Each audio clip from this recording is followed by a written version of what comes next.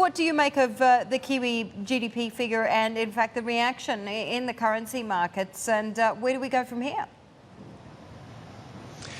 Hi, Oriel. Pleasure to be here. Look, I think the Kiwi GDP number was a little underwhelming, 0.6%. It's a little bit less than expected, around that 2.7% per annum level. And as New Zealand's Prime Minister has reiterated, I think they're looking for quality growth signals for the economy, and that's been quite absent of late. So we're looking at the Kiwi dollar remaining a little bit subdued over the course of 2018, especially while the Reserve Bank of New Zealand remains, tightly on hold regarding interest rates as well. Yeah, indeed. Tony, when it comes to the Aussie versus the Kiwi, which are you a bigger fan on for 2018? Well, I think I've got to be a bigger fan of the Aussie, to be honest. I just think that there's a little bit of uncertainty with regards to New Zealand having a new Prime Minister and some new policy settings coming through. The concern I have about the Australian outlook is what the Reserve Bank recently did, and they reduced their growth outlook for 2019 from 3.5% to 3.25%. My gut feel is they'll have to probably revise that lower even further as well, because there's just not underlying growth mechanism in Australia to try and spur this market on.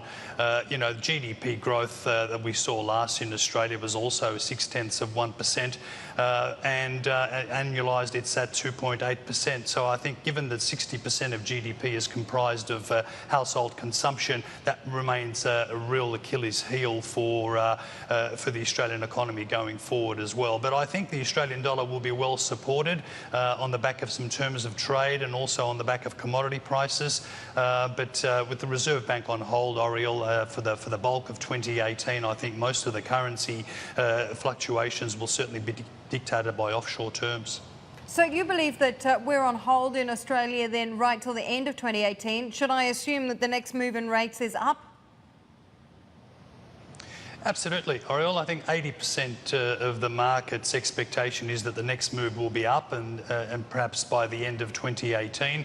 I'm not holding my breath out for that, because Reserve Bank Governor Philip Lowe has mentioned on a number of occasions now that he's concerned about the high debt, the low wage scenario in Australia. Household debt versus income in Australia, Oriel, has increased from 140% to 200% over the course of the last 10 years, and that's what they're concerned about.